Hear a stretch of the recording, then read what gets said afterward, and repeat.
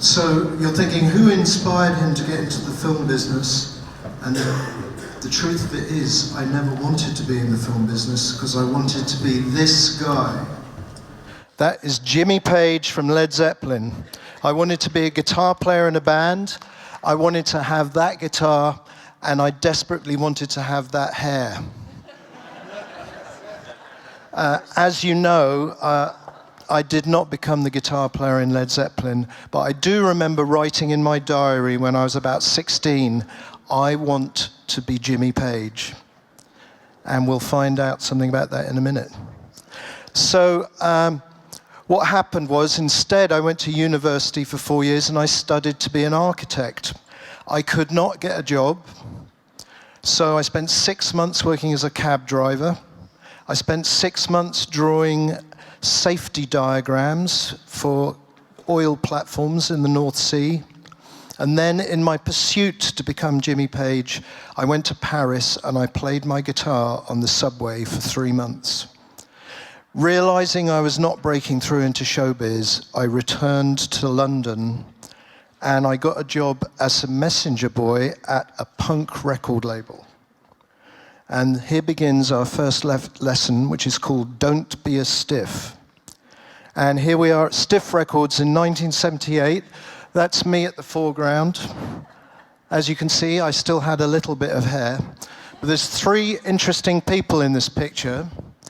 The guy wearing the Rowdies t-shirt later became the head of Virgin Records and signed the Spice Girls. The guy behind him in the top left, Alan Cowdroy, gave me my first director gig, but we'll get to that in a minute.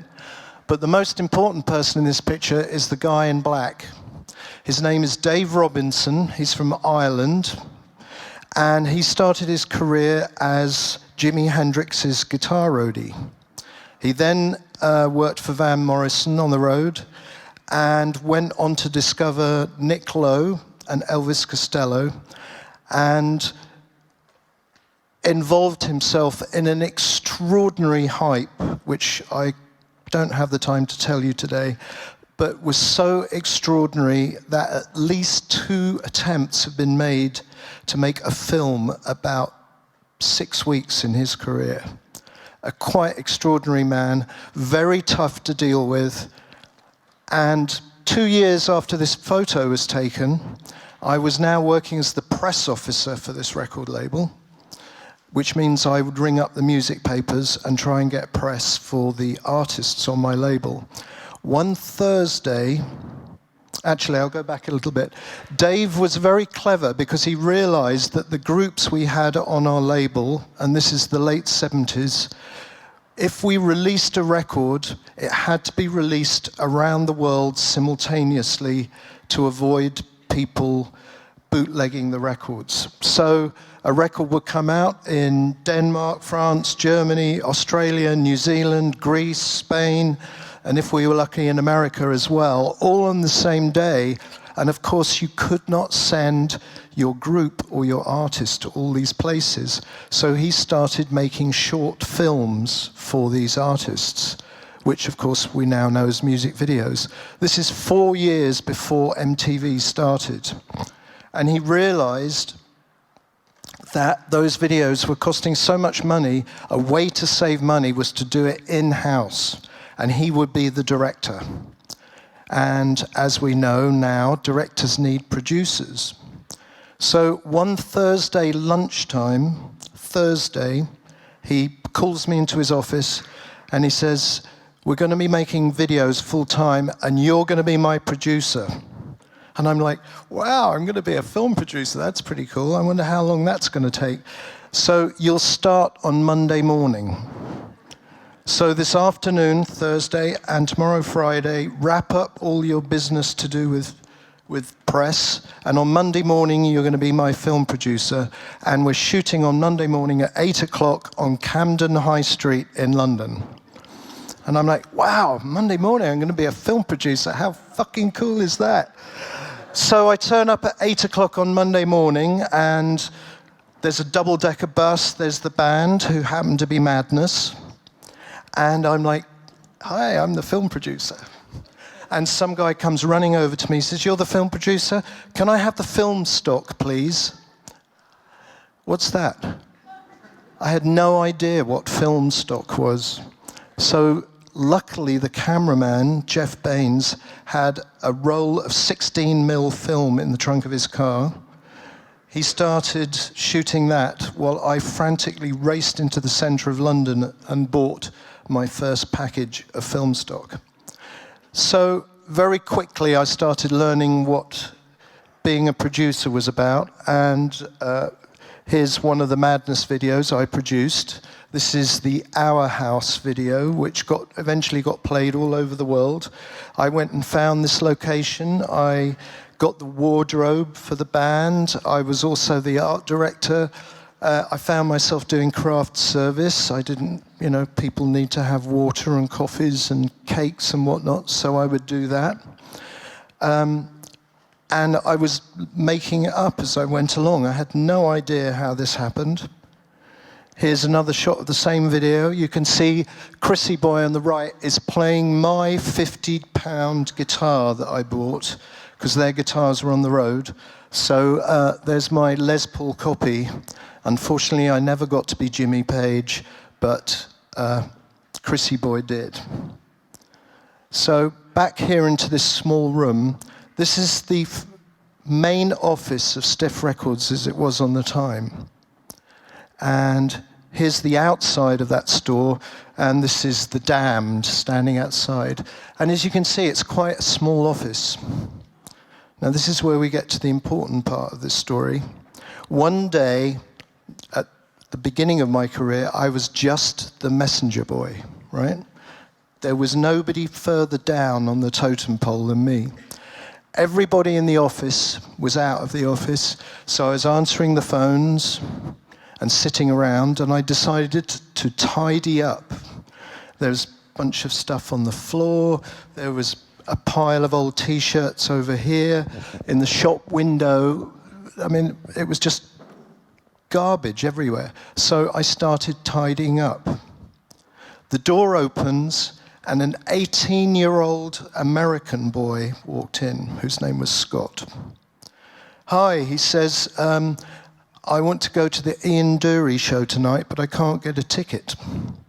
"Well, you come to the wrong place, pal." And I was like, "Bugger off, go away, leave me alone." "Well, I really want to go." I said, "We don't have tickets here. This is the label. You need to go to the promoter, or go to the front door, or stand in line, or try and find somebody standing outside who's selling some tickets." And what I was trying to say is, "Go away." And then he uttered some very important words.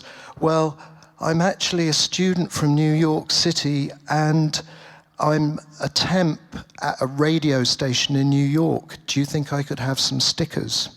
And I'm like, "Oh, promotion." So I found a plastic bag. I handed in the plastic bag. Here's a couple of T-shirts, which are filthy and have been lying in the corner. Here's some free records. Here's some stickers. Here's some buttons. Here's some badges. Bye. Bugger off. I didn't think anything more about it. Eventually, I got fired from Stiff.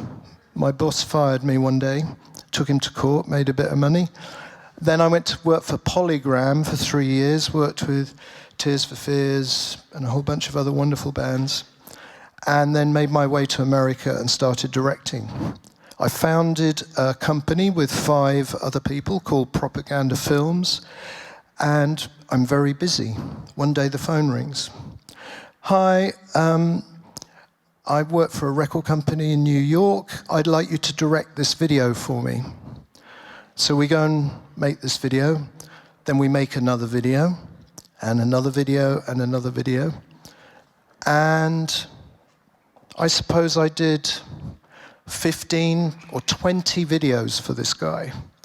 One day he says to me, "I suppose you're wondering why I've given you all this work." And of course I'm thinking, well, it's because I'm really good at my job. And he says, "Do you ever remember a kid coming into the Stiff Record offices and asking for you for some free stuff?" And I said, "Yeah, vaguely." "Well, I am that kid. I went back to New York City to the radio station I was working at, and I was able to give every single person in the radio station a freebie. And they said I was the coolest kid they'd ever had in the radio station. And I swore that someday I would pay you back. So he gave me, I'll give you a list of some of the videos I did for him. I did a video and a live show for Kenny G, 5 Oasis videos, 3 videos for Fuel, Taylor Dane, Yes, Russ Irwin, Silverchair, Tina Arena. I did 2 documentaries for the TJ Martell Foundation, Gloria Estefan, Good Charlotte. In total, 19 videos and 2 live shows, about $5 million worth of work. And the reason I got that $5 million worth of work, I didn't make the $5 million that all went into production, was because I'd been nice to that kid about 15 years before. So the first lesson today is, as you make your way through your filmmaking career, be very careful who you are nasty to. Be nice to people, because it will pay off. You have no idea where this is going to go, all right?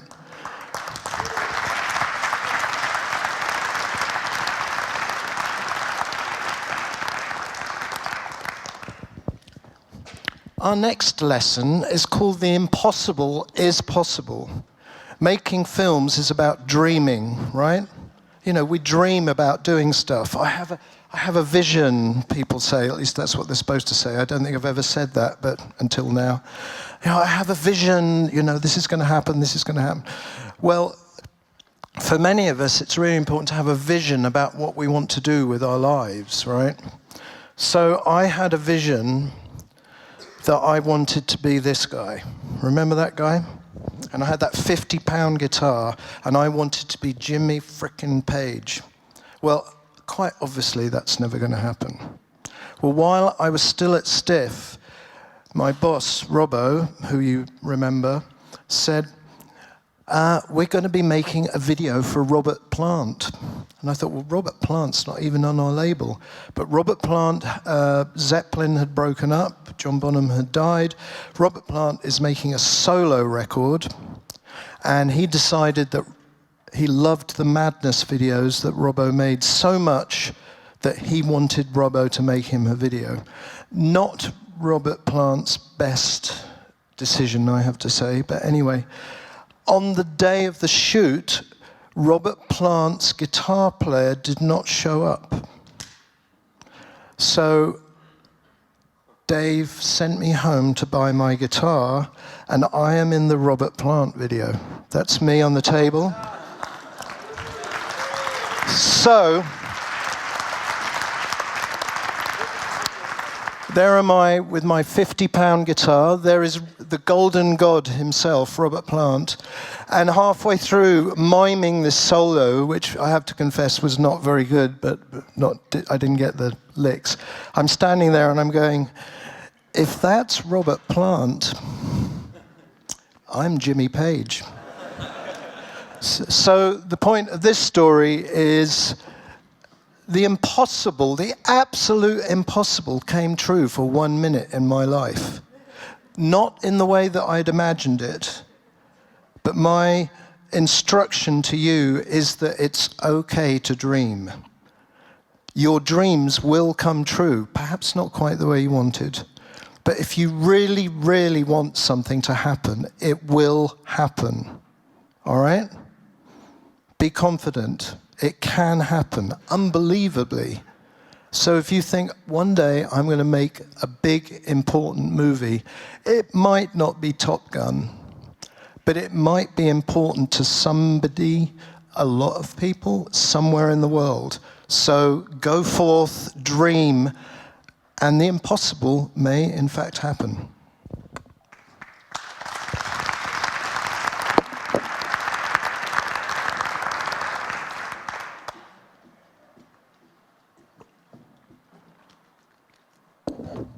All right, so we start our film career, and For most of us, how many people here have an incredibly rich father? Nobody, right? So, well, probably nobody. If you've got any sense, you're not going to put your hand up.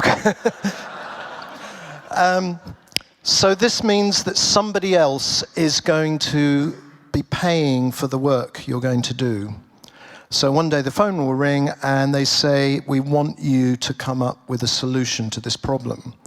And you will get a brief. Now, when I was training to be an architect, we would always get these ridiculous briefs. This is not really the picture I wanted to find, but it's the best one I could find.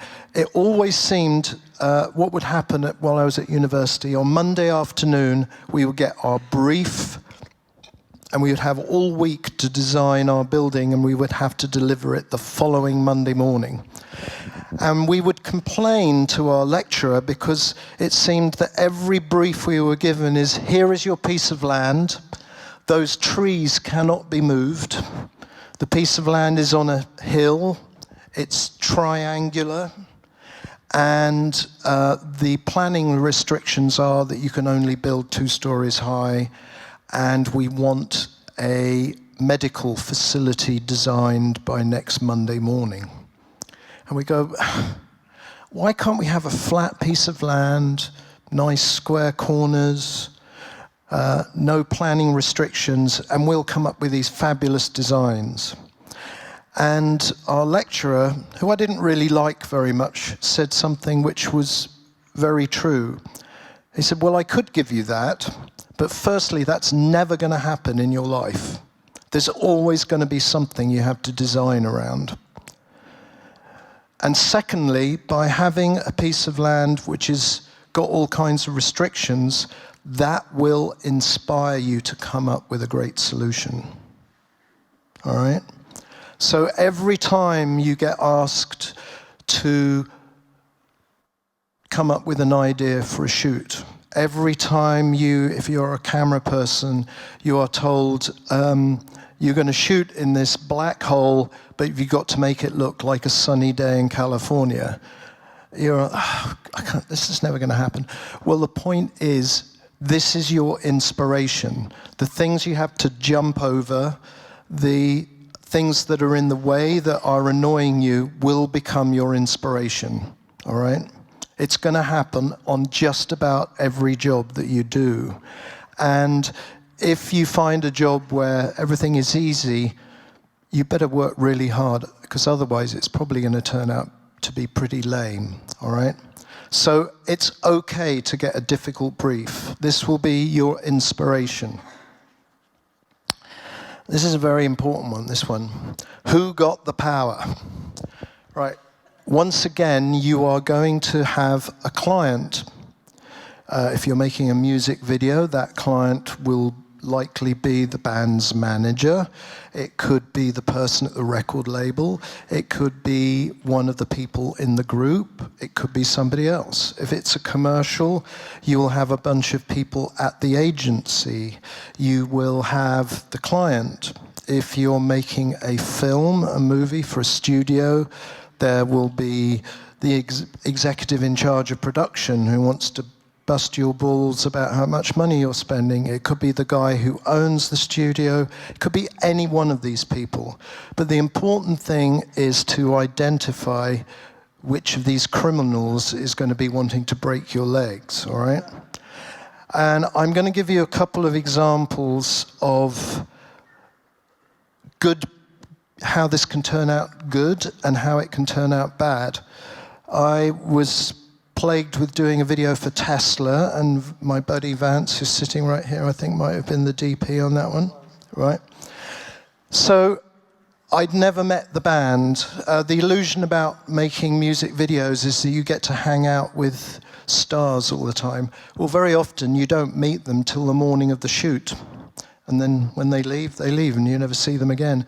When the band arrived, we'd lit the set, and we're waiting. The band are going to be here at 10:30. They walked through the door, and one of the guys in the band was right in front, and he just came walking straight towards me, and he held out his hand so I could shake it, and he said, there's one in every band.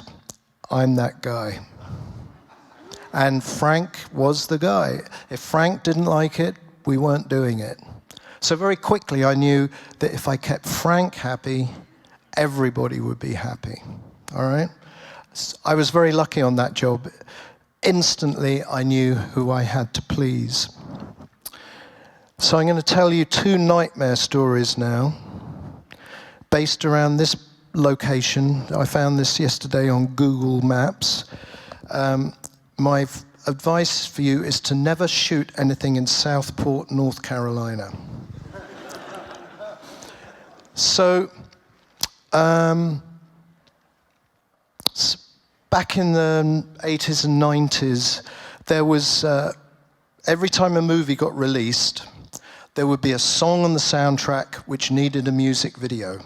And the gag was, you'd make the music video and somehow you'd integrate the footage from the movie in the music video. It would go on MTV, it would play, thereby providing another avenue of free advertising for the movie. So I was asked to come up with an idea for a movie which had actually been shot in this place. When at that time that building in the background wasn't there, and there was a dock. And in this movie, the lead actress walks along the dock trying to figure out how she's going to lead her life. She's lonely. How was I going to integrate this into the movie when I didn't have the actress? So I came up with the idea the band would be sitting on the back of a fishing boat. I would cut to the scene from the movie where she's walking along. When she gets here and the band are down there, I would get an extra dressed in the same clothes, and I'd shoot her walking through foreground and shoot to the band watching her walk past, thereby integrating the film with the music video which I was shooting. And there would be lots of other scenes built on the same process. The video gets approved, we fly to North Carolina, I find some extras, we double the clothes, we shoot the video, everything's going fantastic.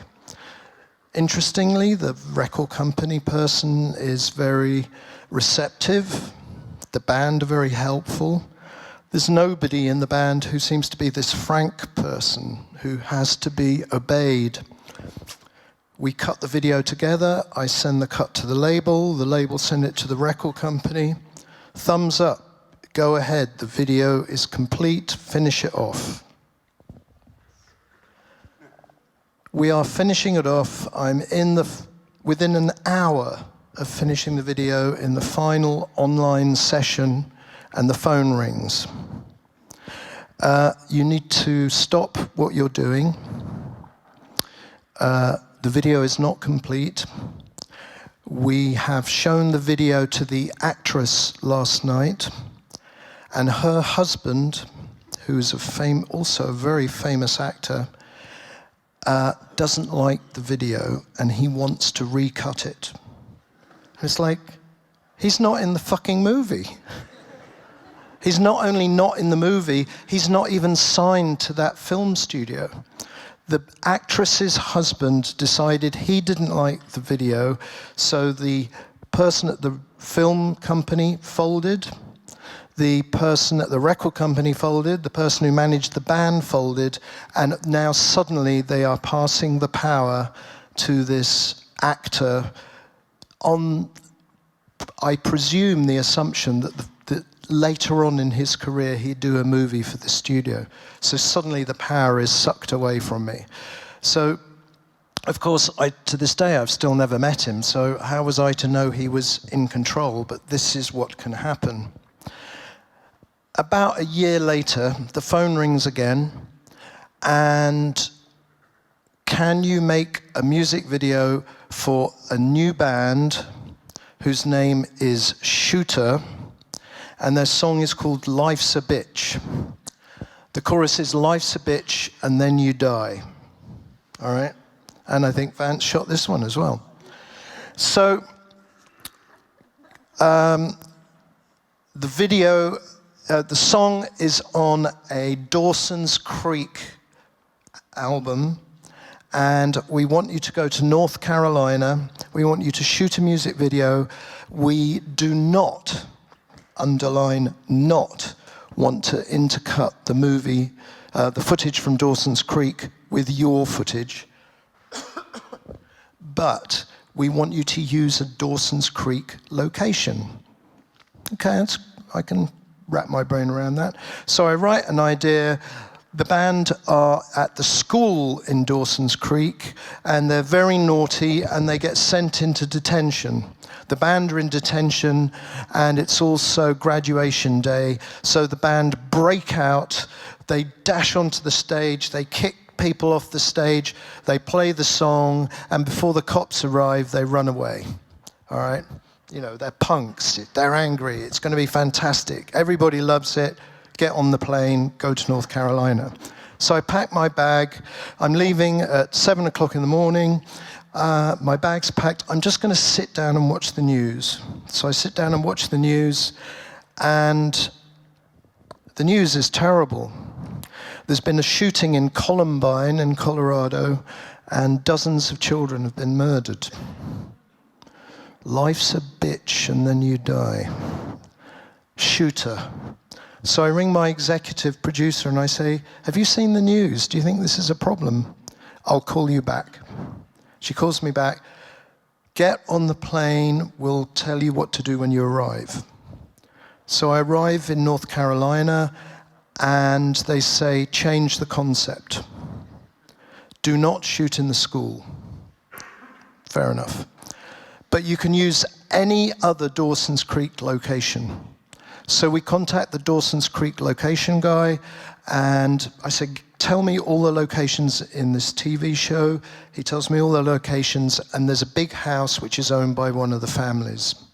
I'm afraid I never ever seen Dawson's Creek, but... So we go to this house, I rewrite the idea, everybody loves it, go. Fantastic. 2 days before the shoot, I get a phone call. You need to speak to the executive producer of Dawson's Creek after lunch on Wednesday. Okay, fine, no problem. He just wants to know what you're doing. So we get on a conference call. We're waiting for him to come in. He comes on the phone. Hi, who am I speaking to? I am Nigel. This is Dave, my producer. Blah, blah, blah. What are we doing? So I tell him what we're doing. Right, there's 2 things you have to know. First, you cannot use any of my locations. It's like, my locations, wow. Okay, that's kind of why I'm here in North Carolina.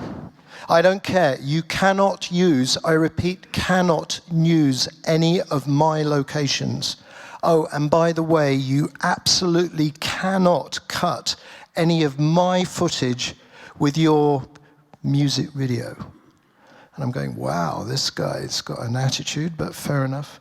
So I say, well, what the hell am I doing in North Carolina then? I should have shot this video in Los Angeles.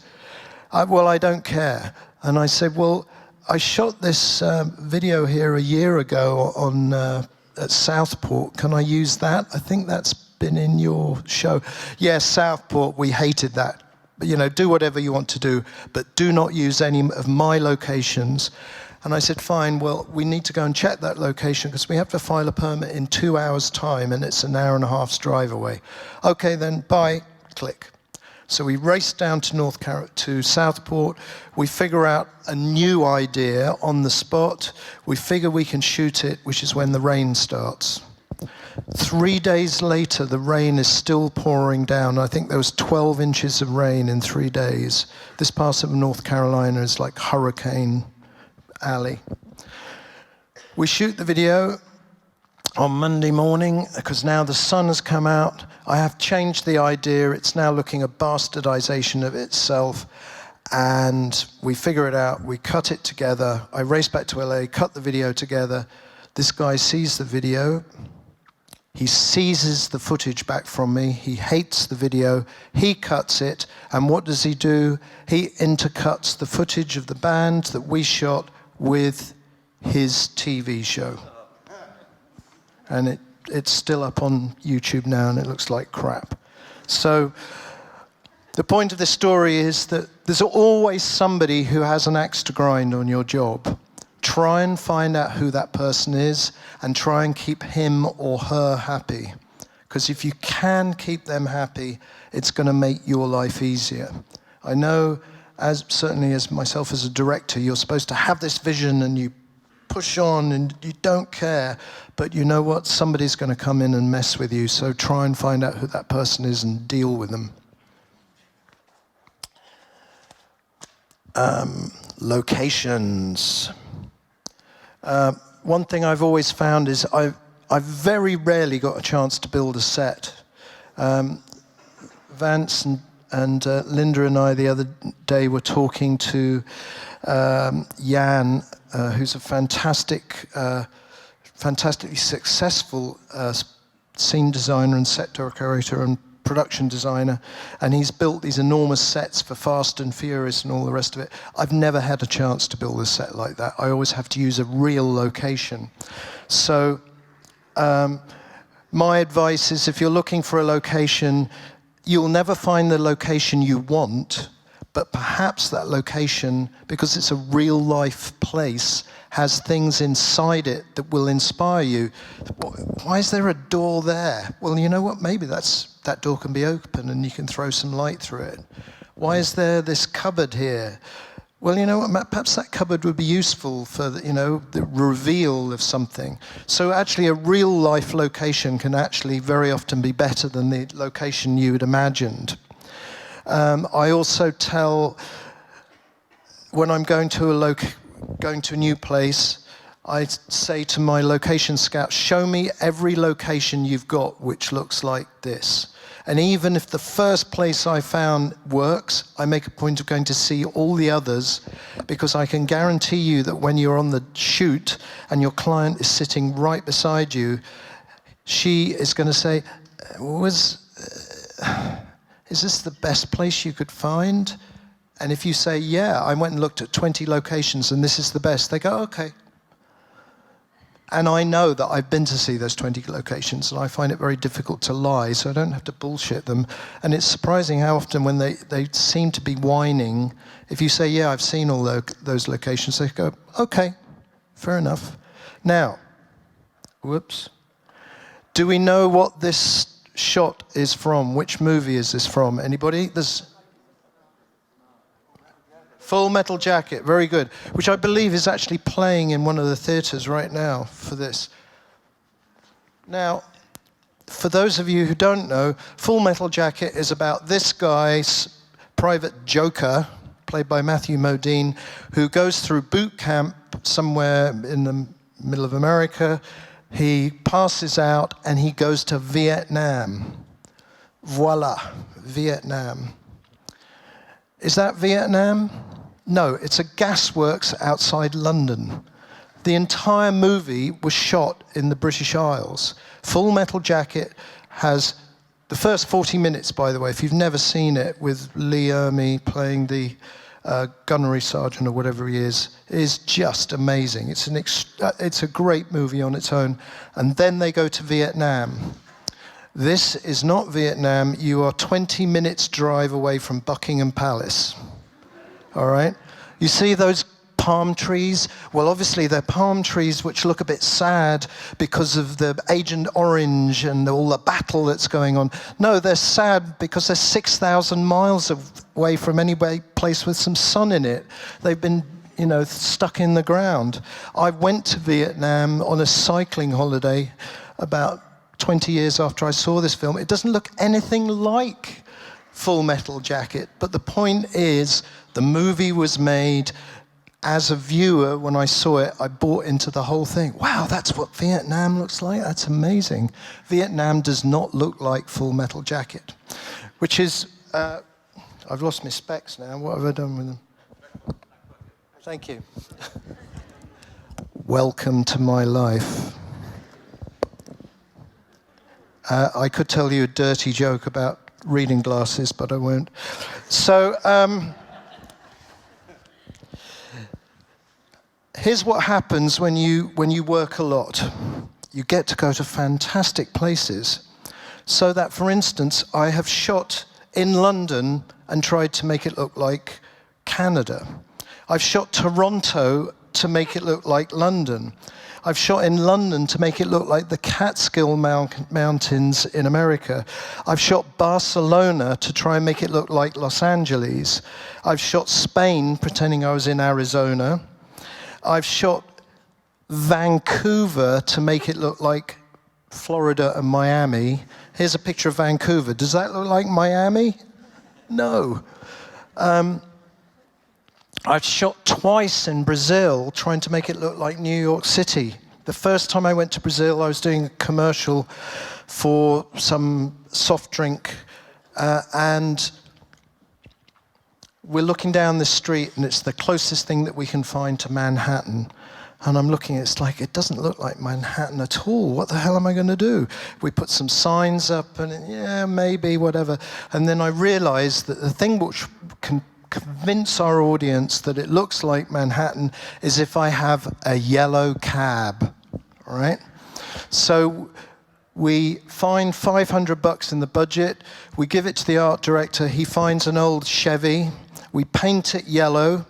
Somebody is flying out from New York late. We tell them to go to a prop shop, and he gets two large magnetized things like those things you put on your fridge, and they go on the side of the door and they say 50 cents a mile, and we have a New York cab. We put it in the street, and voila, we are in Manhattan. Looks great.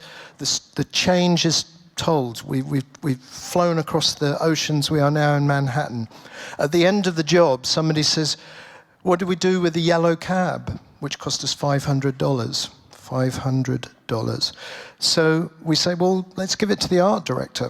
So he gets a free cab. 9 months later, I'm back in Brazil again, making another commercial, and again I have to make it look like Manhattan. Let's ring up the art director and get the cab.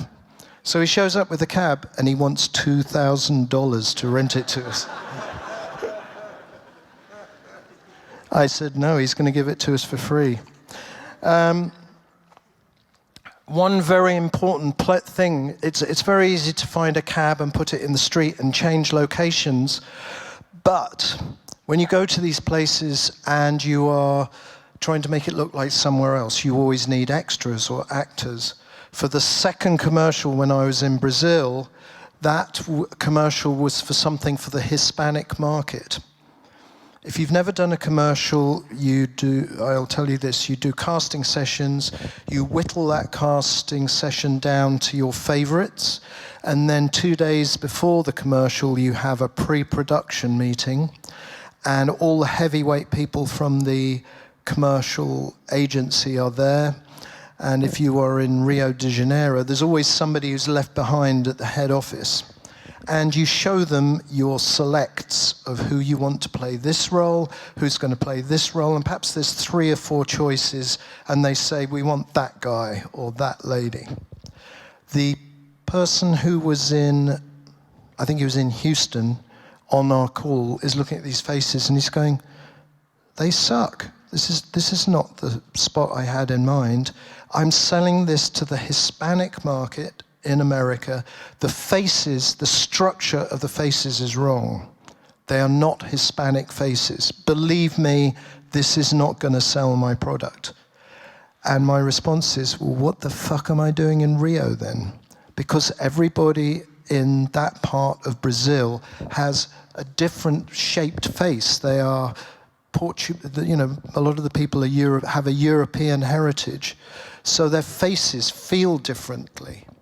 I shot a movie in Barcelona in Spain, doubling for Los Angeles, and we had a crowd scene, and I'm looking at the crowd scene, and I'm going, everybody seems to have dark hair, and they look kind of Spanish, because I'm in Spain, but they don't look very LA. There's nobody with blonde hair, and there's not a single African-American face here. So I complained to my producer, and he says, well, we're doing another part of this scene tomorrow. I'll make sure there's some African-American faces. There are some black faces the next day, which is great, but they're from Morocco, and they're wearing those floor to neck, you know, fabricy things with bright colors and a flower pot in the same bright. I mean, they would look marvelous. They were fantastic, but they were obviously from Africa. They weren't African Americans, and this is part of the texture of your film. So subsequently, I got on a call about another commercial. We want to go to Argentina and make it look like New York, you know, like the hood, and the reason they want to go there is because they don't have to pay American actors their rates. If you go to a third world country or a second world country, whatever you want to call it, you can buy out the actor. You give them $1,000, they're very happy, they go home and they don't complain. Whereas in America, they have to have residuals, which is great. I understand it, and we're taking money to a country perhaps needs more money. But if you go to a different country, they have a different bunch of people there. It's not like being in Houston or New York or whatever. Argentina is Argentina. I was pitching another commercial which was going to be shot in New Zealand to look like New York. And I'm sorry, if you go to New Zealand, you're not going to find people with the same racial diversity and look that you will find in New York. And I suspect the people at the agencies just going, hey, we're going to be making a commercial, there's $1 million. Hey, Jack, where do you want to go? Let's go on holiday and work at the same time. So, you shoot your job, and now you've got to plan. So we're going to plan like von Moltke. And you're all going, who the hell is von Moltke? We'll get there in a minute. So I always do a storyboard. Here's one of my storyboards for a job you may have seen some time ago called Wonderwall by Oasis. This is a fairly early one of my storyboards. The pictures are much bigger now. Why do I draw a storyboard? Firstly, because as I'm doing the drawing, I suddenly realize what I need. I may be doing a shot of this audience here, and as I'm drawing it, I'm going, oh, there's a super bright light up there. I better have a word with my DP and make sure there's a super bright light. I might make sure there needs to be a table, which I did not realize earlier. So for me, it's very useful. Secondly, the assistant director, the AD who is planning the day, is able to go, all right, we need to do the 3 shots at the top first because we do not need the group. The group are not arriving here till midday, so we'll do this stuff early in the day. So he or she can plan their day. The other thing that I found, when I first started, I did not do storyboards because I couldn't draw. I had to teach myself to draw, and as you can see, I still have a long way to go. I suddenly noticed that when I brought a storyboard on set, the crew seemed to be a bit more relaxed because they got the impression that I knew what I was doing. It was a subtle thing, but I noticed. Now, you're wondering who this von Moltke chap is. There, by the way, is one of the frames that actually came from the video. So you can see that there it is, second from the bottom, and there's the real thing. So here's General von Moltke. He's a German chap. He's dead now. He was very famous for his strategic and tactical thinking about planning a battle. And von Moltke's famous line is, no plan survives contact with the enemy. And your enemy is time. So inevitably, at some point, you are going to reach the end of the day and you've got perhaps all these 6 or 7 shots to do, but you only have 20 minutes of sunlight, at which point your client is going to come over and say, how are we going to get through this? Well, if you have drawn a list of every shot you want, it's very easy to sit down and go, well, we actually don't need those first 3 shots, but we do need the Oasis shot. So in the next 20 minutes, we've got to get these 2 shots.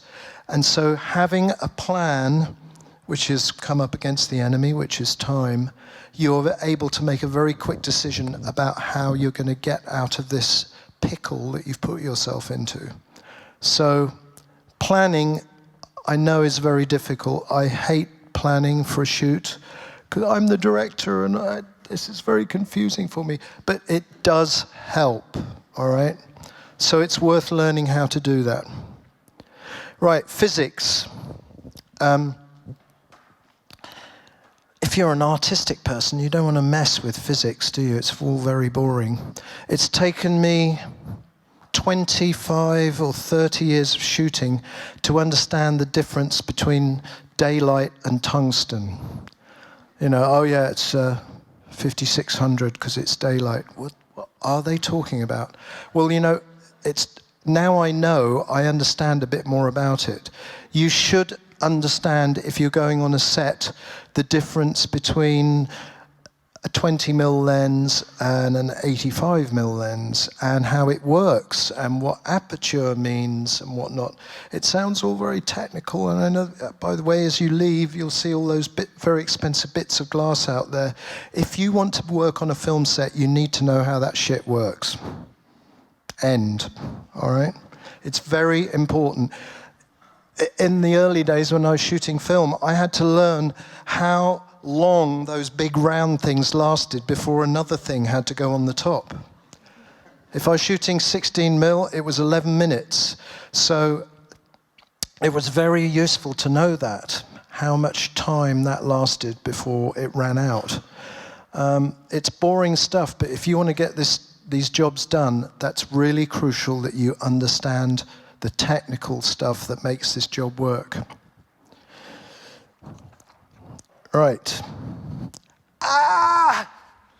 Fear. One day, after I've been doing this for quite a long time, I think I was in Vancouver doing a job. I can't remember where it was. I got up, it's call time is, you know, I'm being picked up at 5 o'clock, so it's 4:30 in the morning. I get in the shower and I'm standing in the shower and I realize I'm shivering, not because of the cold, but because I'm frightened.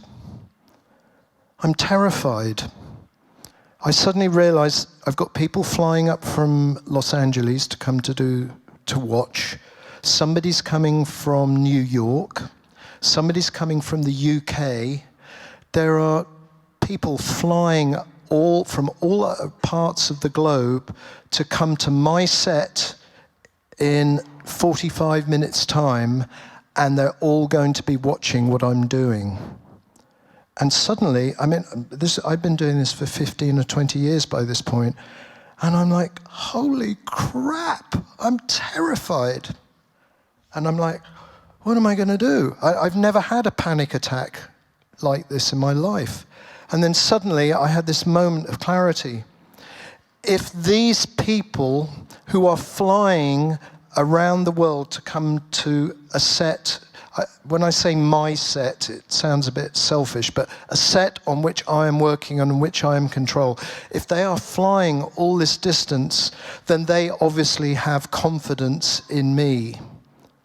If they have confidence in me, then I should have confidence in myself.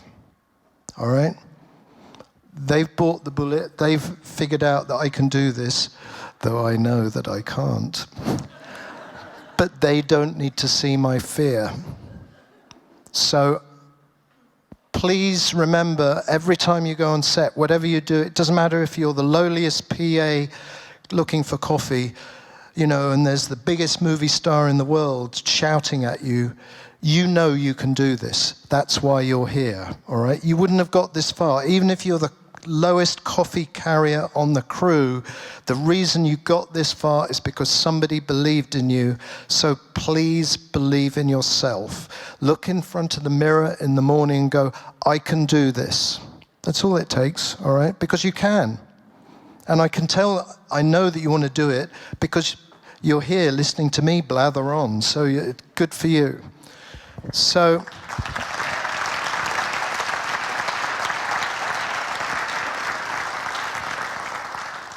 complacency is your enemy, and one of the guys who wrote the first movie I directed told me that he was very worried when he came to do his first film, and he was like, oh, what, you know, I need some advice. and his wife persuaded him to go on a visit to an art gallery. And he's like, I should be working on my shot list. She's like, you're coming with me, you're going to relax, we're going to an art gallery. He walks into the art gallery, and he's like, holy crap, there's Francis Ford Coppola. He's the guy who directed The Godfather, by the way. I'm going to go and ask him for advice. Excuse me, Mr. Coppola, I'm about to make my first movie. Could you give me some advice? And this is what Mr. Coppola said to him. He said, if you don't want to kill yourself on every day that you're working on your film, you're not trying hard enough.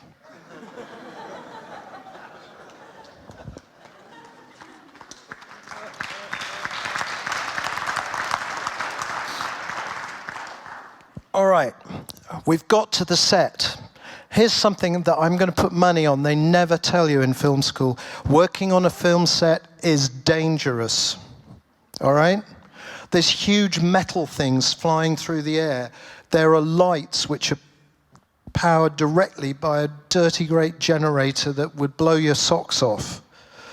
It's very dangerous. It's only put together for one day. There's cables snaking everywhere.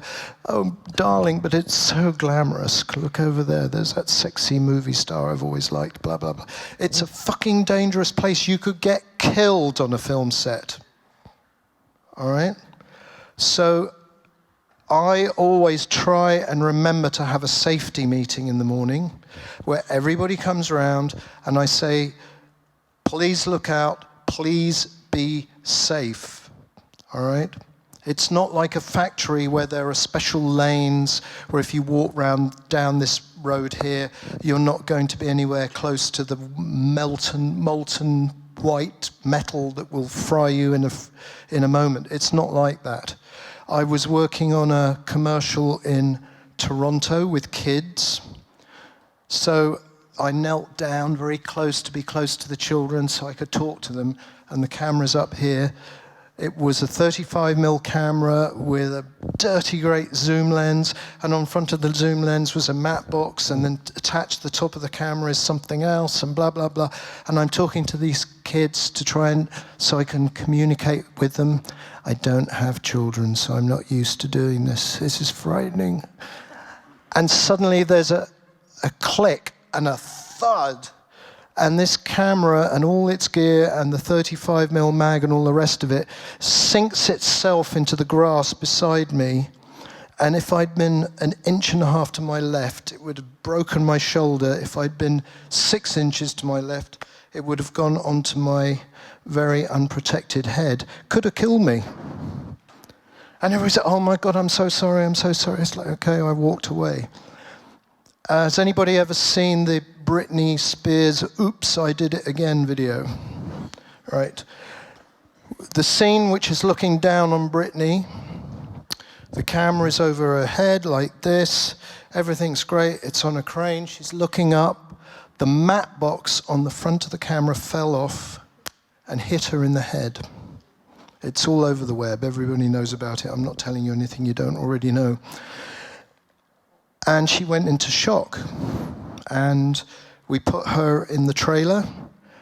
We had a medic on set. He checked her out. He said, she's okay, but she needs to have an hour off. It was not my fault. It was the fault of the camera assistant, but it's my set. By the end of the day, her mother had gone on the web and said that the entire camera crane had fallen on top of her, which is not true. Subsequently, I've read stories which said a light in the ceiling, and the stage was higher than this stage, had fallen from that height and hit her in the head. If it had, it would have killed her. But she was the star of my video that I'm making for her. This should never have happened. We had all the things that we should be doing, we were doing, and yet it still happened. To this day, I'm very distressed that it happened. I take responsibility, it's my crew. But the point is, if you're going to work on this film set, if it's the one thing you take away from today, please remember it's a dangerous place. Okay? Stunts, by the way, while we're at it. I always say when we're doing a stunt, you always have a stunt coordinator. He or she has planned it out. Supposedly there's a rule that the only person on set can say cut is the director. I always say when we're doing a stunt, anybody who is involved in this can say cut. If you see something which is unsafe, say cut. I want everybody to go home tonight with the same number of teeth that they arrived with. When we shot this scene, the stunt coordinator told me I could put my camera over here on the left. I was operating the second camera. He said, yeah, you'll be fine there. And I just took a wild guess, and I marched my camera about 15 feet further back behind a wall. When this car landed, it landed right on the spot where he told me I would be safe. I probably wouldn't be here if I hadn't ignored his advice. Right, respect. Yeah, I'm the director, I'm in charge, I'm God. No, actually, everybody on the set is a human being and deserves respect. Please don't shit on your fellow workers. I was scouting a job in Ireland, and very often when you're scouting, you're on your own with a location manager, and you're spending 3 days in a car driving around. And we went past this amazing scene with a hill and all the rest of it, and he'd been working recently on a movie. I won't tell you the name of the movie. And he said, when we were shooting here, it was pissing with rain, it was bitterly cold, and there was 200 people in the shot dressed in ancient garb with no sleeves and kilts and whatnot. And he said it was bitterly cold. It was incredibly cold. And even people in North Face jackets are shivering and drinking hot cups of coffee. And the scene took place on top of this hill, exposed to the Atlantic waves and the wind and all the rest of it. And the director, apparently, though they were told they could not drive any vehicles on this area because it was protected, the director insisted on driving his Range Rover up there, and he sat inside his Range Rover with his monitors so he could watch the scene while his 200 people shivered pitifully all day long. That is not showing respect for your actors. They are your team. If they're going to shiver in the cold, then you should too, frankly, all right? So, as I often say, it's a silly phrase, but I say, we are the team, therefore it can be done. And I think the people in the team should show me some respect as well. I did a video with Celine Dion in Prague, and we shot 5 nights, I beg your pardon.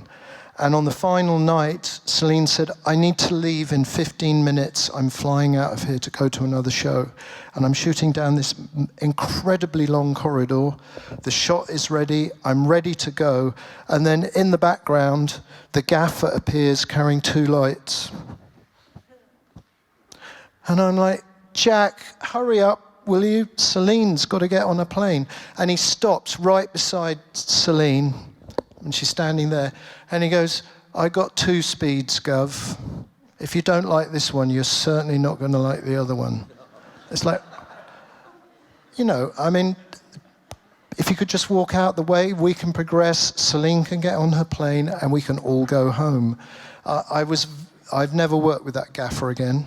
I'm sorry, but that's not showing respect. It's a foreign country. They do things differently there. If you are shooting in the United States of America, you are not allowed to have alcohol on set. Am I right, Steve? Right. Alcohol, not allowed. Why? Because you could get drunk and you could drop that light on somebody's head. The first time I shot in Paris, I'm in Paris shooting Johnny Hallyday, which is a funny story, which I'll tell you another time, who's the French Elvis, he was called by some people. And at lunchtime, I said, you know, where are we going for lunch? Oh, we have a restaurant booked next door. Oh, it's Paris, the food, great, fantastic. I walk in, there's a long table with white tablecloths on it. Everybody has a knife and fork and a glass of red wine. The entire crew get a glass of red wine at lunch. And I'm like, stop, take away the wine, you know, it's illegal. And the producer stops me and says, you take away the wine, you take away the crew.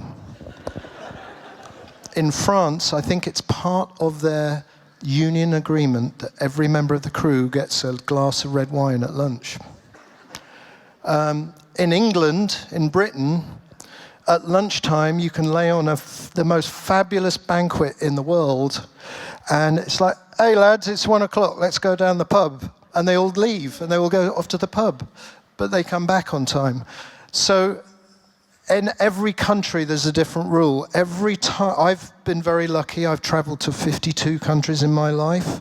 I've shot in 32 of them, and every time I make a mistake, no matter how much prep I do. So the first thing I try and do when I'm shooting in a new country is find out what their tradition is, so I can respect it. In Canada, you can't speak to the extras, because if you do, they get more money. In the States, you can speak to the extras. You can say, all right, guys, I want you to come in this room and all sit in these chairs, and they all get, yeah, fine, no problem. So what I have to do in Canada is I get my AD, and I say, and I walk him up to the person I'm speaking to. Can you tell Jack that in the next scene I want him to do this? And of course, by telling my AD, Jack is standing right there so he can hear it. So, because if I tell Jack directly, suddenly he gets $50 extra a day or whatever it is, which is very nice for Jack, and I'd like to give him 50 extra bucks a day, but perhaps there isn't $50 a day to give him. In the US, the grips move the dolly, the lighting guys do the lights, the grips put up the flags, blah, blah, blah. In the UK, the only thing the grips do is move the dolly. All the flags and all the rest of it are done by the electrical department. And don't even think about asking them to do somebody else's job. Here's the funniest one. If I'm in America and I need to speak to the guy in the car who's starting 200 yards away, I get on the walkie-talkie. What do you do in France? You get on the talkie-walkie.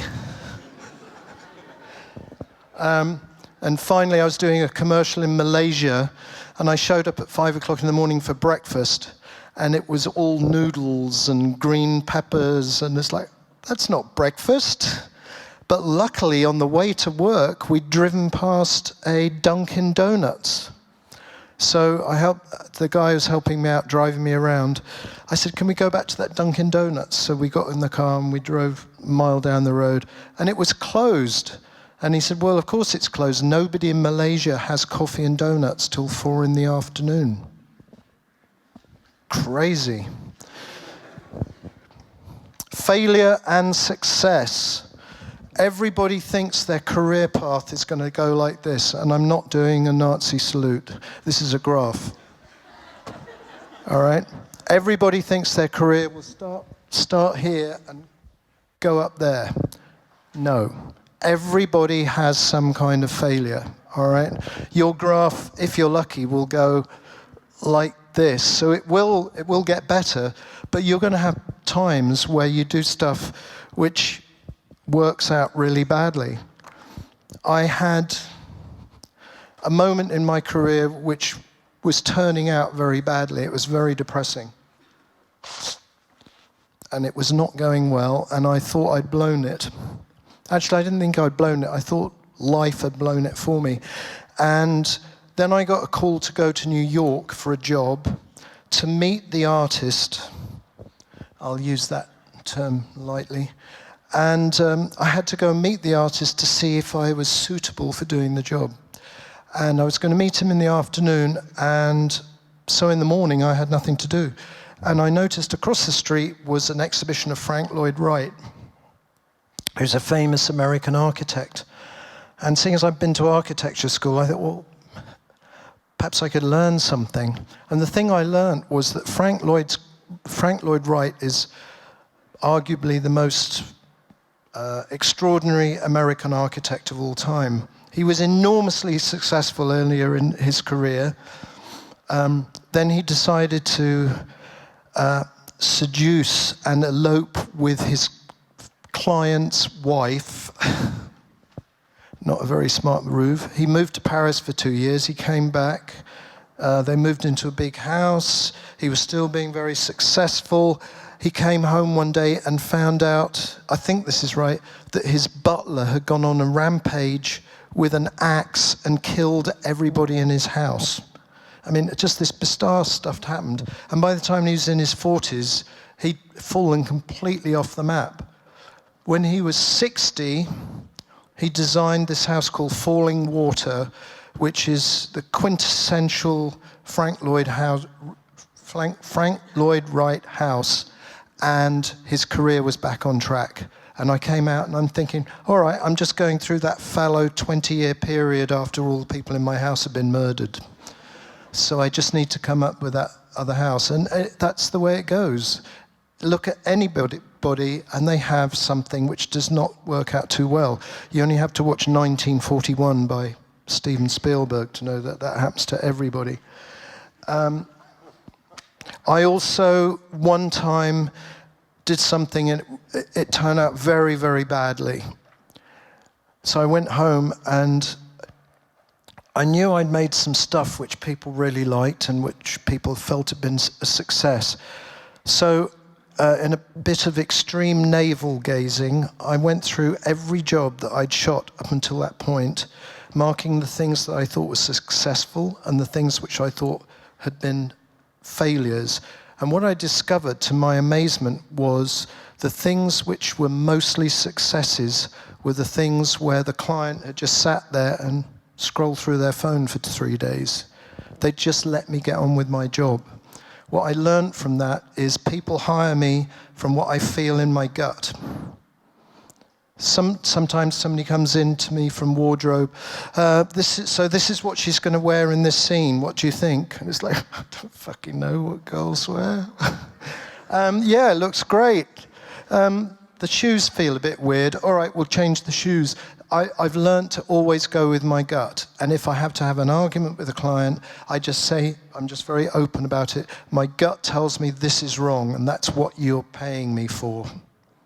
All right, you like the stuff on my reel, and most of that stuff happened because this is what I wanted to do. Movies. I'm sure we all want to do movies. When I was that kid wanting to be Jimmy Page at the beginning, I used to read Melody Maker from cover to cover every week from when I was 13. So by the time I arrived at that record company, I knew a lot about the way the music business worked. That was there's this thing now where they say 10,000 hours worth of work, right? I'd done my 10,000 hours by reading Melody Maker. If you're going to be in the movie business, you should be reading these two, or at least one of them, every day if you can. You can get them on the web now. I used to have Daily Variety delivered to my house every morning. But you learn about managers, you learn about studio bosses, you learn about release dates, you learn about new, what's the word I'm looking for? Trends in movies.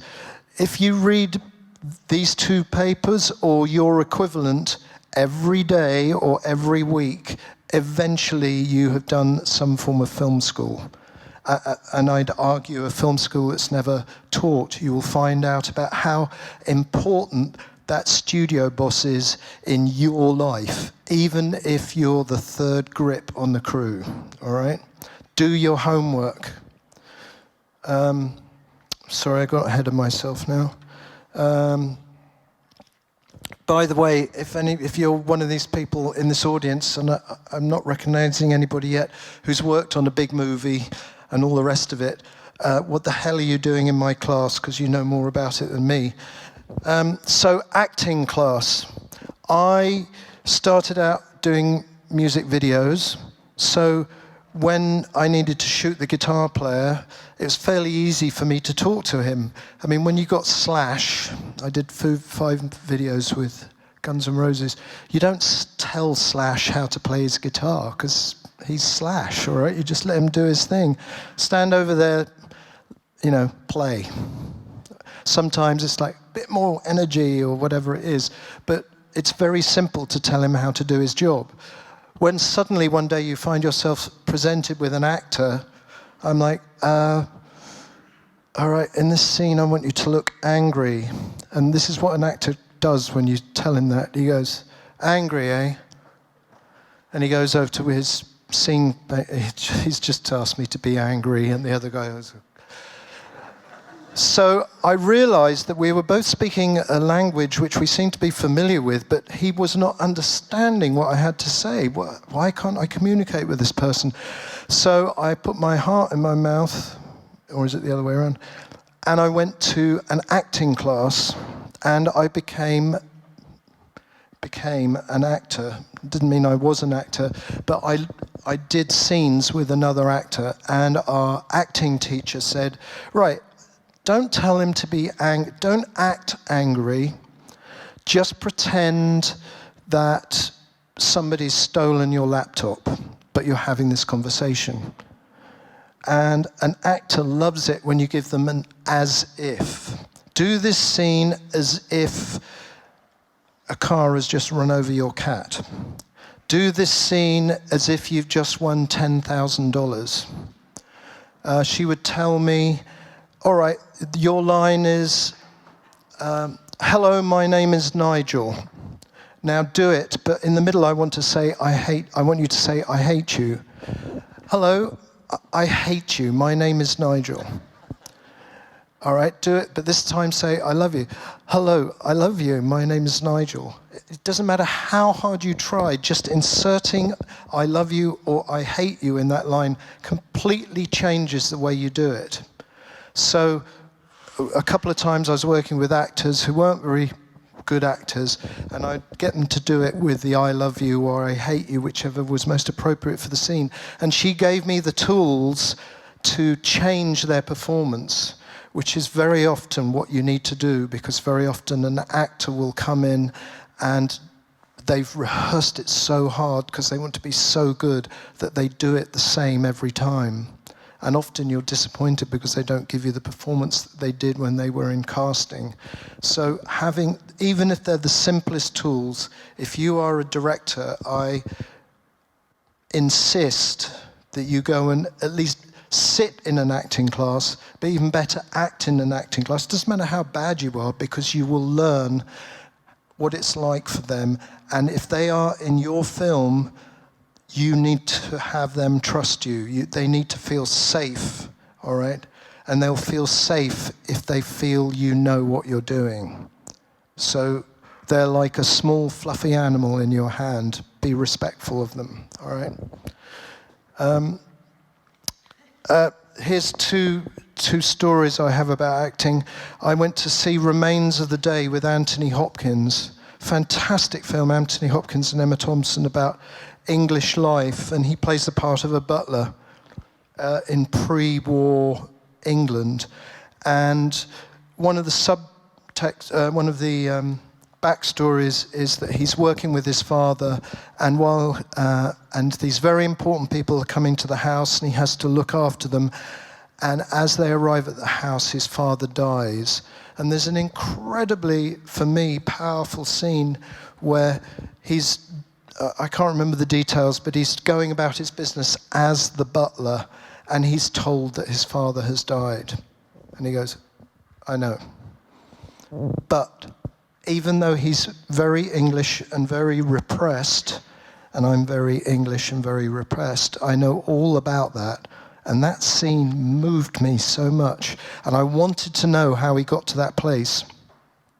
So one day I found myself talking to the director of photography of this film, and I said, so that scene where Anthony Hopkins finds out his father's just died, you know, in the room next door, basically, Anthony Hopkins is so powerful.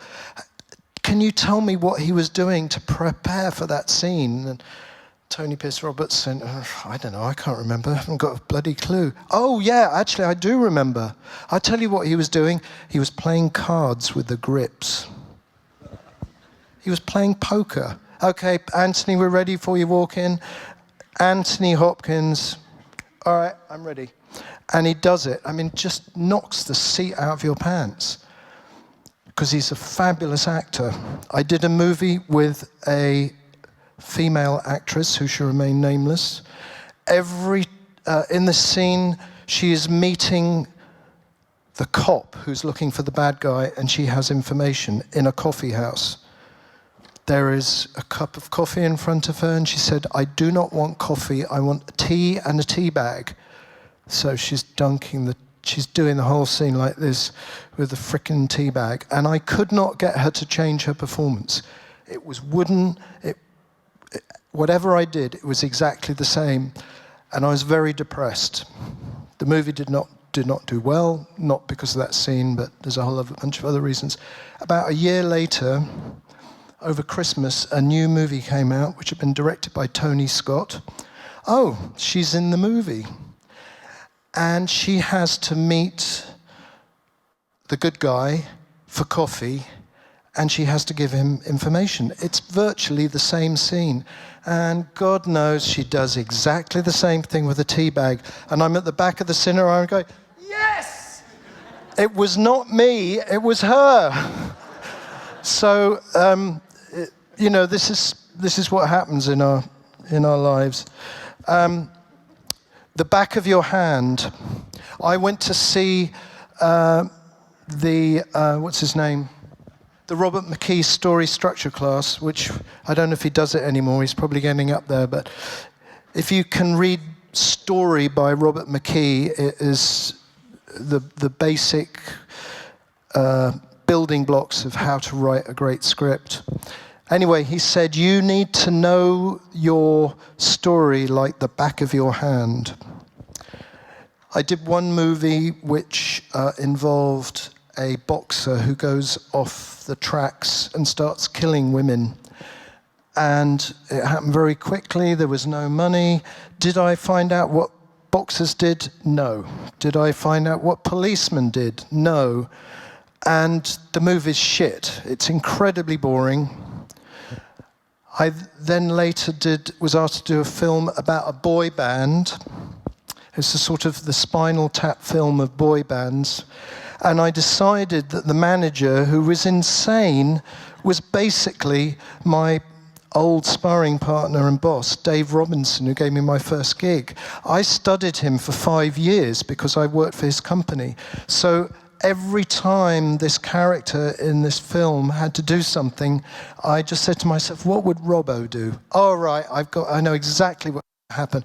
I knew that character inside and out because I'd worked with him for 5 years of my life, and he'd fired me, the bastard. So, as a result, the movie had so much more life. I mean, it was a Spinal Tap movie about boy bands. It wasn't The Godfather, you know, but the point was, because I understood this character, it made such a difference. If you guys are doing a movie, go out there and study it. I don't care if it's a movie about people shoveling shit in a pig farm. Go and work on a pig farm. You'll find, which I've done, by the way. All right. This is a very important one. Are you a genius or are you a fool? I've subtitled this story, How Not to Get a Motion Picture. I had a manager and an agent, and I was trying to get another movie. I was desperately trying to get up that ladder. And I was told you should take a meeting with this young lady producer at this film company which no longer exists. And I walked into the office, and where the asterisk is where her office is. This will become crucial in a minute. So, tell me about yourself, Nigel, I told her about myself. At the end of it, she goes, you know, I like you. Please read this script. Ring me at the end of the week and tell me what you think.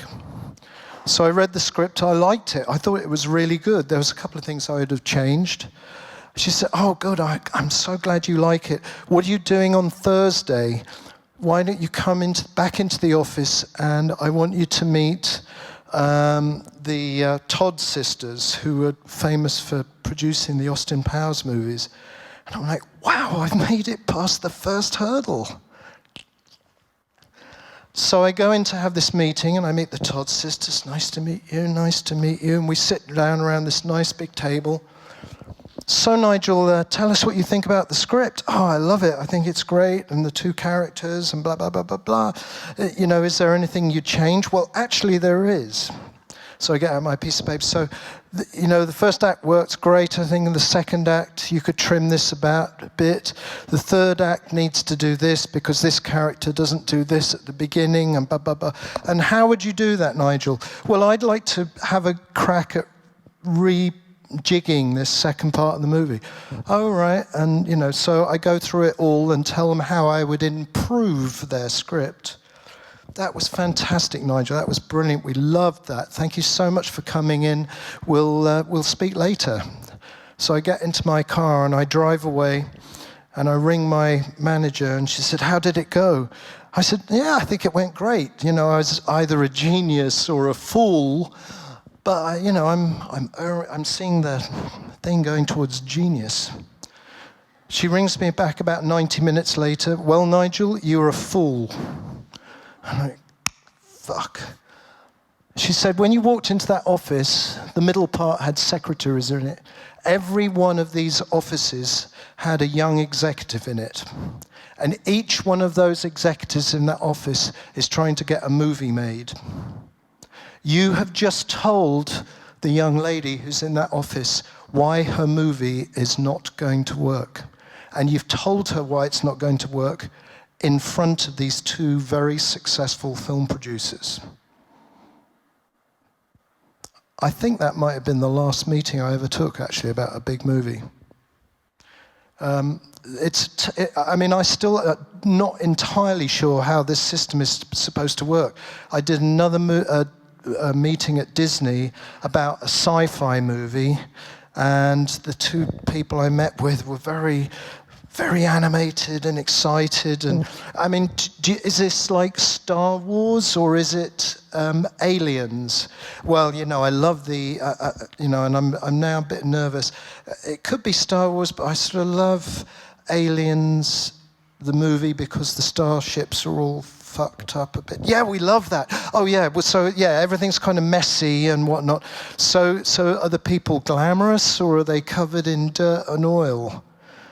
They like aliens, so they're covered in dirt. I think they're covered in dirt and oil. Yeah, we love that. So they start dragging me down this channel.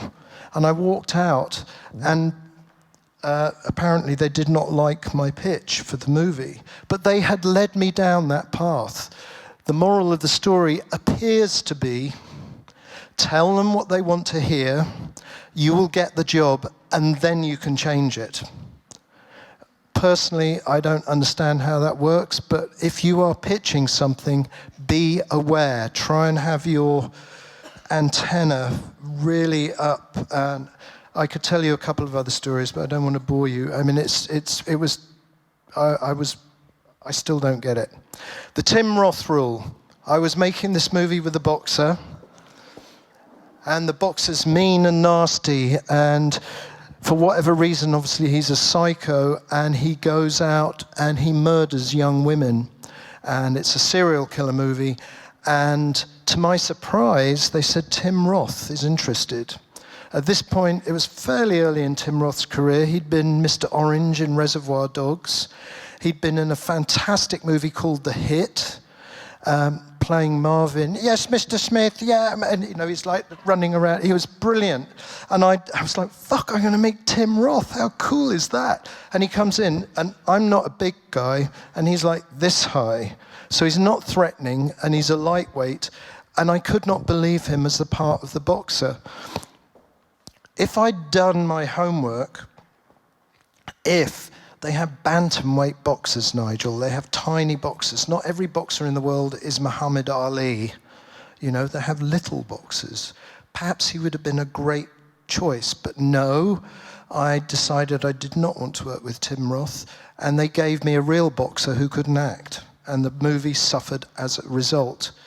I guess they probably still do this. When you go into a meeting about a movie, somebody at the table would say, and who would you put in the lead roles? And you better have a list. All right? You better have a list already written out. These are the people, some of whom may be right for the part, but they will not get the film made. I've seen lists of actors for a movie role, and they say, we can get the movie made if we cast any one of these people.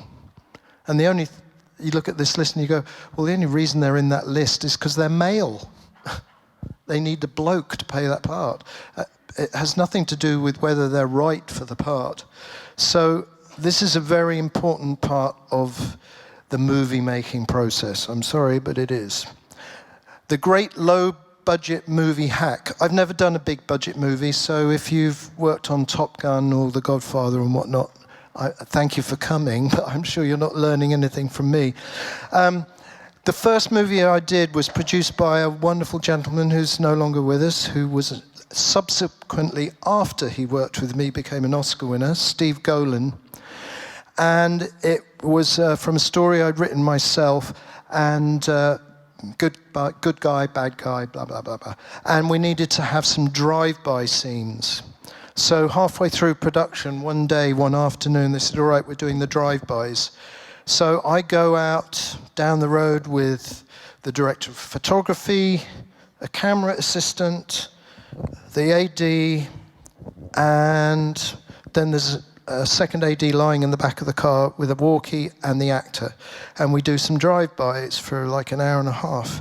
Meanwhile, in a parking lot just off Sunset, there are a makeup trailer, the grip truck, the camera truck, craft service, tables, actors, a bunch of people who are doing nothing.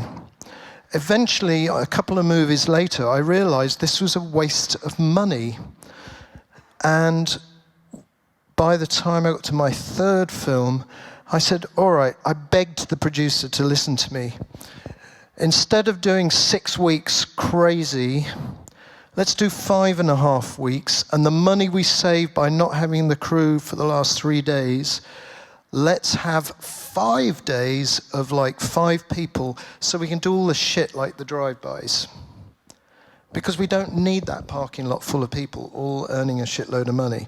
If I get good drive-bys and I get a chance to shoot some other B-roll, the movie will be better. Because on a previous film, we cut the film together and they kept saying to me, don't worry about this cutaway of the hand picking up the knife for the murder, we'll come back to that later. But we never did. So when we screened the film for the people who were paying for it, it just said scene missing. And I'd yell, it's a knife, and so people saw the movie, they didn't know what the fuck was going on. I eventually paid out of my own pocket for us to shoot in my house for 2 days, a hand grabbing a knife, a hand on a keyboard, a key in a lock, whatever. Interestingly, everybody in the movie had this hand. And suddenly the movie made sense and somebody bought it. But so if you're doing a low-budget movie, tell your producer, or if you're the producer, tell your director, all right, we're going to have 2 days at the end. Let's find out all the stuff we can do with 3 people. A double for the actor, keep the car, make sure it's got gas in it, blah, blah, blah, and we'll shoot all that stuff. Don't have a parking lot full of people who are not working. Of course, if you're doing a big movie, there is a thing called second unit who does that stuff. But that's how that works. But that's my advice, and I've done it a couple of times. Postcards. I did this movie in Spain, which was doubling for Los Angeles, and the producer had done loads of movies of the week. And one day he comes, where's my frickin' postcards? And I'm like, what's he talking about? And what he was talking about was get me the wide shot which establishes the scene. Now everybody has drone shots in their film, in Mission Impossible, you know, it's a different country every 15 minutes. So you have the drone shot of Prague, or, you know, the African veldt, or San Francisco, whatever it is, as James Bond or Mission Impossible guy moves around the world, which is fantastic because it sets the scene. It's like, oh, wow, we're in the desert now. There's giraffes and stuff. Of course, when I was in Barcelona, trying to make it look like Los Angeles, this is the postcard I wanted to have in the movie, but of course I couldn't, because Sagrada Familia is not on Beverly Boulevard, but that's another story. Right, you're going to make a documentary. Who is the most important person on your crew?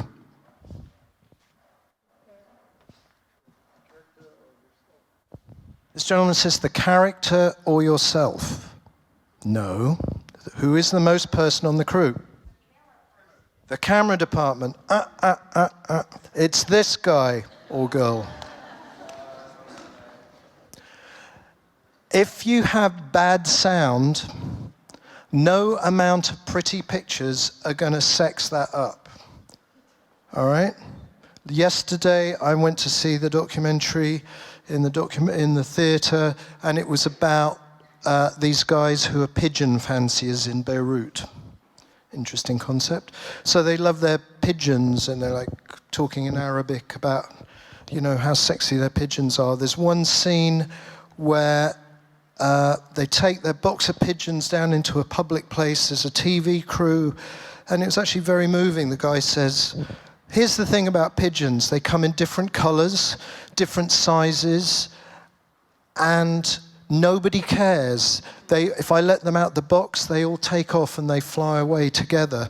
I want Beirut to be like that. I don't care if you're a Muslim or, you know, all the other religious types they have in Beirut, Christians or whatever.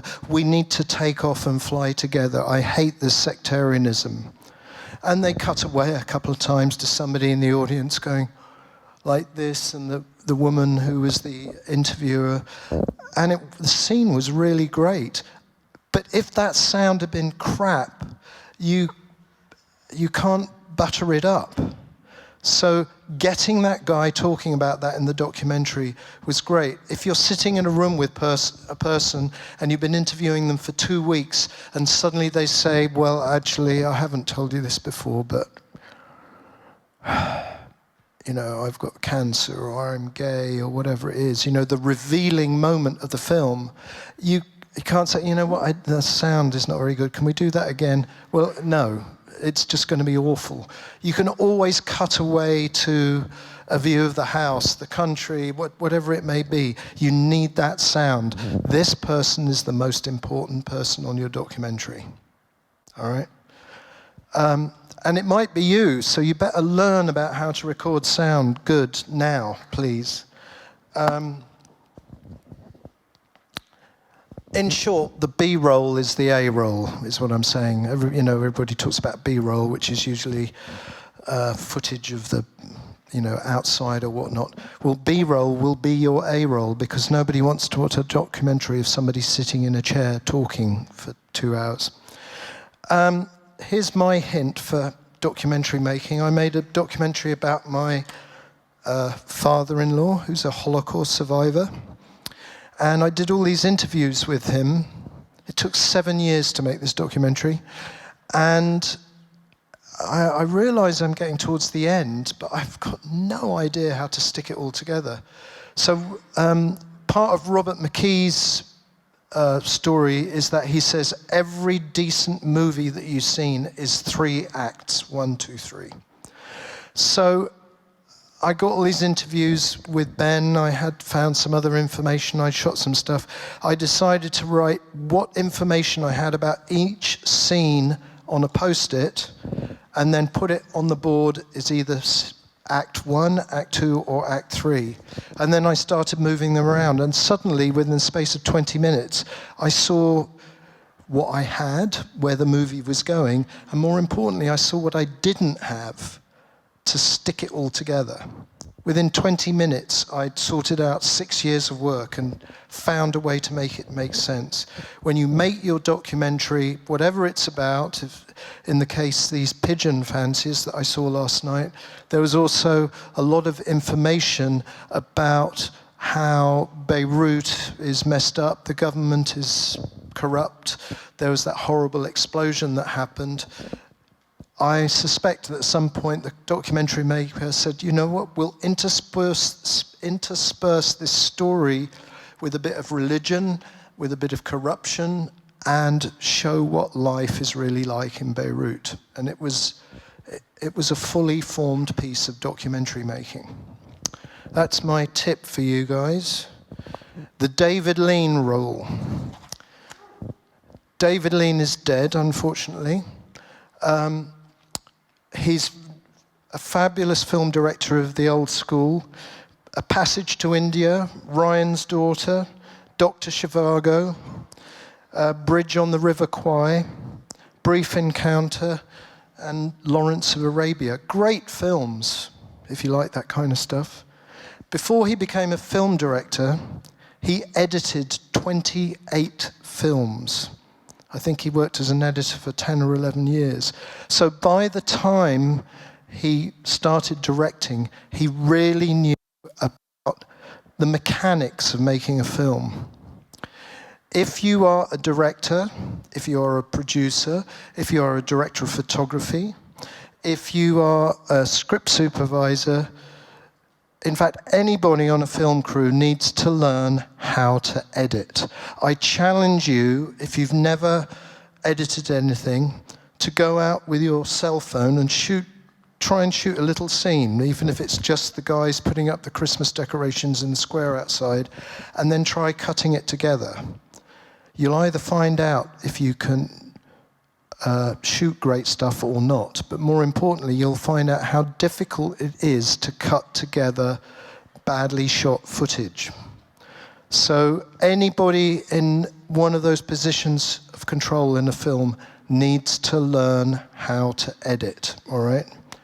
I was shocked after 20 years when I got an editing room in my house, and I went, wow, I'm learning now. Here's another editing trick, the 5 people rule. When you've finished your first cut, show it to 5 different people. If everybody has a problem with one scene, you have a problem. If when you ask those 5 people what they think of what you've cut together, one person says, yeah, I thought it was quite fun, it sort of rattled along. Another person says, I didn't like the scene with the helicopter. Another person says, I wasn't quite sure whether he was straight or gay, but I don't suppose it matters.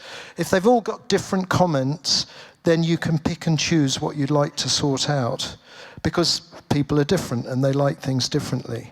But if all 5 people say the first act is not working, then it is, you have trouble and you need to sort it out, all right? For me, a big shock I had making a music video one day. I'd cut it together. I was very happy with the way it was working.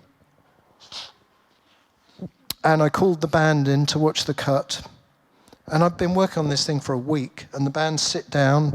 Hey guys, good to see you. Yeah, it's working great. Okay, here go the lights, let's play. I hit play, and within about 10 seconds I went, oh my God, I didn't put a shot of the bass player in. So of course at the end, he's like, hello? I mean, am I invisible? So now every time before I send a cut out, I pretend that the artist or artistes are in the room with me. And surprisingly often I go, oh my God, this person is not taken care of in the cut.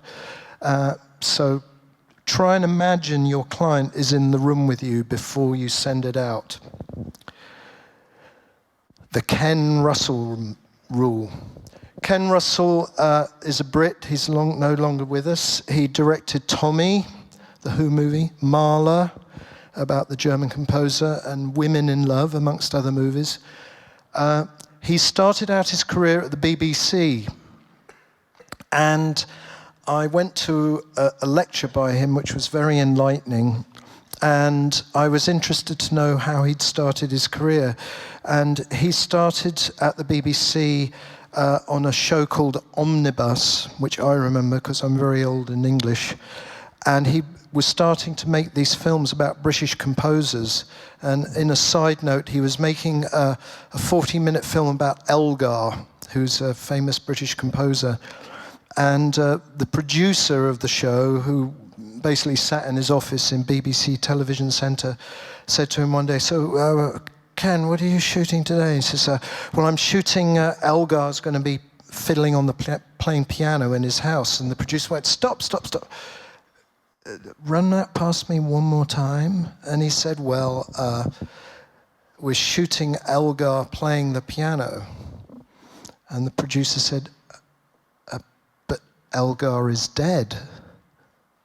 And he said, "Yeah, well, I've got an actor." And he said, no, man, if Elgar's dead, you can't have somebody else playing the piano." And apparently he had to have this huge fight to say, "I'm just going to show his hands playing the piano." I mean, that producer would certainly be shocked in a world now where people mime stuff all the time. So very interesting. Anyway, he was explaining how he got into directing, and he was there with two other directors, future directors. They were all PAs, and there was one of these in the back room, which is a Bolex camera, handheld clockwork camera, which takes 16 millimeter film, and one of the loads for that camera is 100 feet, which means it lasts for about 3 minutes. Every third weekend, Ken would borrow this camera.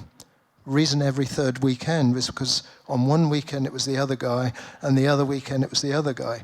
So on one weekend, he would have 3 minutes of film, so he'd go away and shoot something, and then, well, first he'd have to buy the film, then he'd have to pay for it to be processed, and then he'd have to borrow the cutting room at 2 o'clock in the morning. So he was making films bit by bit, paid for out of his own pocket to learn how to make film, and became, in the end, a very successful director. Everybody in here has a phone, right? Everybody in here has one of these. You are the first group of filmmakers virtually in the world who have an entire movie-making studio in your backpack. You have no excuse for not trying to make films if that's what you want to do. Ken Russell had to wait 20 days to get a chance to shoot 3 minutes of film. All right? So I want no excuses from anybody if they want to make film. You have the two tools at your disposal. All right? Don't worry about the quality of the pictures or the sound or whatever. You're going to learn how to cut. You're going to learn how important a wide shot is, the details. You can make a scene. You can go out and shoot a scene now as you leave here and cut it tonight and put it on the web tomorrow morning. Nobody has had that at their fingertips until the last 10 years. All right? So no excuses. We're getting very close. In fact, we're here. The most important rule of all. This is the most important thing you need to know, which I'm sure they don't tell you at film school. All right? It's encapsulated in 2 words. I've done various lectures many times, and every time somebody comes up to me at the end, "Please, Mr. Dick, can you tell me what's the most important thing that I need to know about making films?" And it's this. Both. Now, it not only means getting there at 9 o'clock in the morning, you can arrive, but if you don't really show up, it's useless. So I'm sitting at home one day, bing, an email comes, you know. "You don't know me, but," is the subject line. So I go into this email, and it's the son of a distant family relative of mine who I've never met. "Dear Nigel, you don't know me, but I'm the son of this person. I want to come to Los Angeles and stay in your house for 6 months and learn about the film business. Man, if you want to come in my house for 6 hours, you're going to drive me around the bend. But so my instantaneous reaction was very similar to when that kid walked into Stiff Records and asked for some tickets. It's like, fuck off. But I bit my tongue and I responded, well, actually, you're not going to get a job here because, they'll figure out you're an immigrant and, so stay at home. And then I relented and it's like, look, you can come for 2 weeks. After that, you're on your own. And I assumed that he was going to go away. But no, he was going to come and stay with me. And I'm like, I was sent away to boarding school when I was 11, so I lived on my own for 50 years. On my own for 50 years. And suddenly some teenager's going to come in my frickin' house and, eat my food and annoy me when I want to be watching racing cars at 1 o'clock in the morning. So if you fly from London to Los Angeles, you arrive about 4:30 in the afternoon. It takes about an hour to go through immigration and customs, if you're lucky. You then get in a cab, you come over to my house, which means you arrive at my house about 6 o'clock in the evening. At 5:59, knock on the door. Oh, crap, he's here. Oh, God, here we go. Hello, I'm Nigel. How are you? Please come in. This is the room where you'll be staying. Would you like a cup of tea? Yeah, all right, I'll put the tea on. I tell you what, you have a bath, and then I'll take you out for dinner and show you a bit of LA and blah, blah, blah. So he has a bath. We climb in the car. I take him up to, the top of the hill. This is Los Angeles. This is the valley, blah, blah. We come down the hill, and we go to the diner on Sunset, Mel's Drive-In. And, because everybody from England wants to see a real American drive-in, which is not Mel's, isn't really that drive-in, but on the walls are pictures from the making of American graffiti and whatnot, so it's quite cool and whatnot. So we sit down and this is really embarrassing, I don't want to be here, but I'll go through it. What do you want to eat? So server comes, he'll have the,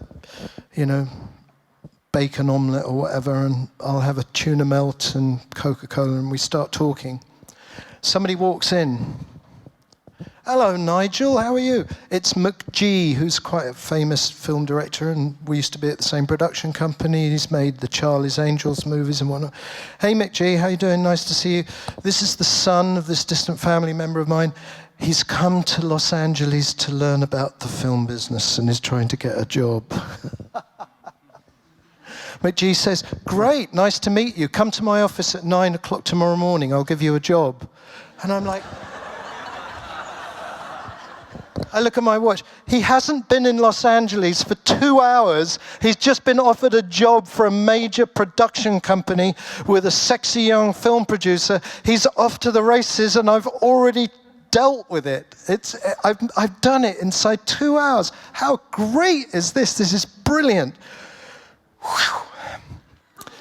Take him home, put him in his bed. Good night, I'll see you in the morning. I'll wake you up at 8 o'clock because I've got to go to a telecine session, and I'll drop you off at McG's office on the way. Okay, good night. Go to bed, get up in the morning, make a cup of tea. Hello, wake up, time to get up. 5 minutes later, I can hear the bathroom flush and whatnot. He comes out, I said, all right, we're leaving in 45 minutes. I'm going to take you to McG's office. I think I'm going to go to the beach, man. Can I borrow your bike? I said, no. McG wants you at his office at 9 o'clock. Yeah, but I want to go to the beach.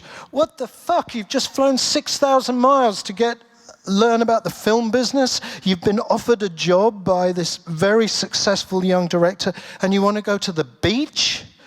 Yes. He never went to McG's office. McG stopped sending me Christmas cards.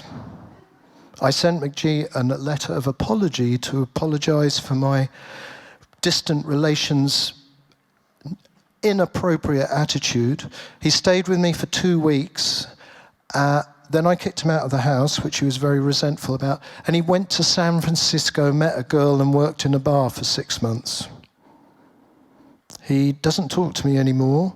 He got on a plane, he flew back to England, and became a lecturer in film.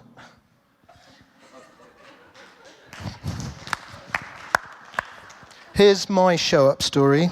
In the same house, I'm very lucky. This is the final story. If I get a cold, I can usually work through it. Well, on this day, I felt sick as a dog. I felt really, really sick.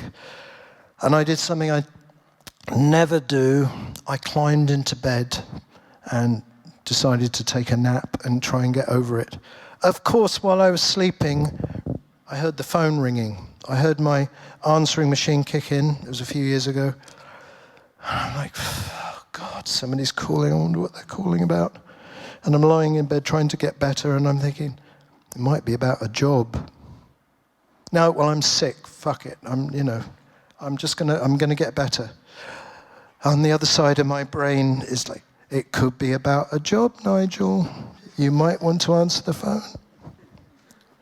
I'm ill. I feel like hell. I don't care, whatever it is.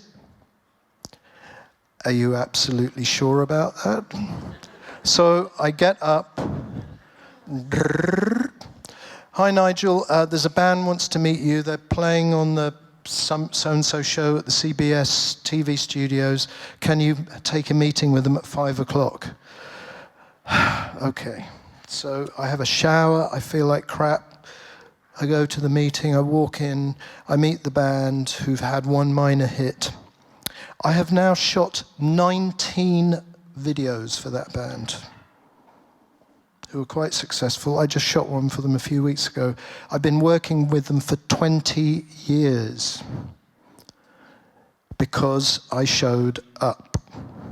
So, ladies and gentlemen, whatever it is you're going to do, if you want to be a screenwriter, a grip, a PA, a director of photography, if you want to work in this business, show up, believe the impossible is possible, and somehow you will get lucky. Maybe not in the way you anticipated, but things will happen for you, all right? Thank you very much for listening to my drivel. Be creative.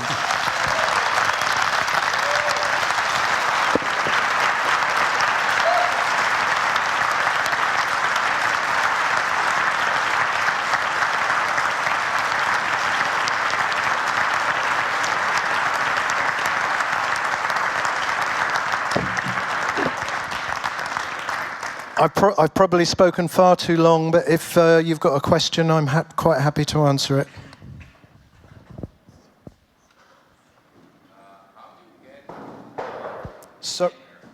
Sorry, how do I get? You seem like a relaxed type, but when you get angry, how do you... The question is, I seem to be a relaxed type. How do I get angry? Well, as I've said, I'm English and I'm repressed, so when I'm angry, it's usually, yeah, all right. I've been angry on set a couple of times, and my usual response is, we are in the big leagues now.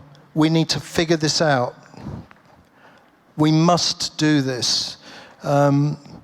Yeah, I get angry. I get very angry, and I get very resentful. I'm a human being. So what I try not to do is to say, you screwed up, you know, you're fired, blah, blah, blah, because they will carry that stuff for ages. I know a composer who was screamed abuse at and was told by the person who was employing him, I'm going to murder you, I'm going to stab you to death and throw your body in the sea so you can be eaten by sharks, or something like that. I mean, seriously? You know, if somebody messes up, just say, this cannot happen again. There is a lesson to be learnt here. Please understand what you can do to improve what we all do so that they can learn. All right? I hope that helps. Yes. You've had movies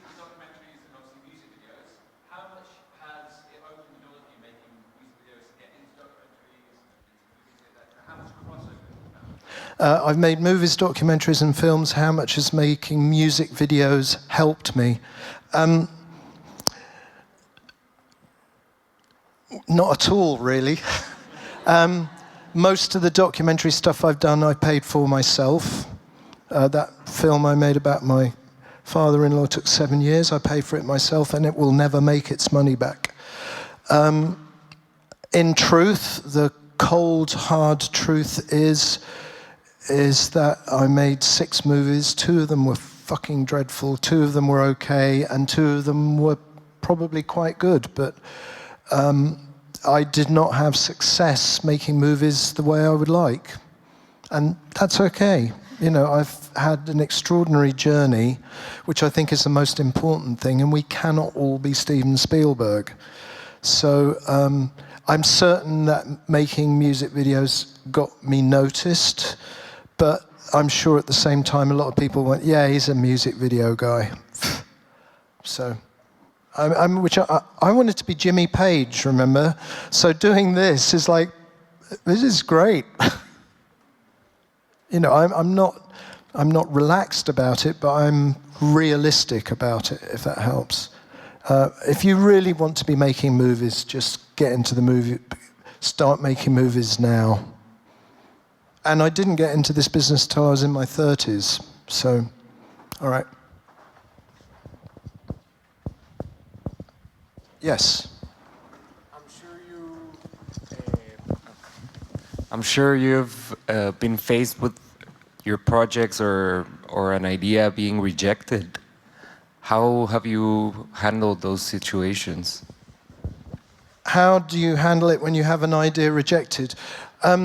This acting teacher I used to work with, she used to say, to succeed, you have to be prepared to fail spectacularly.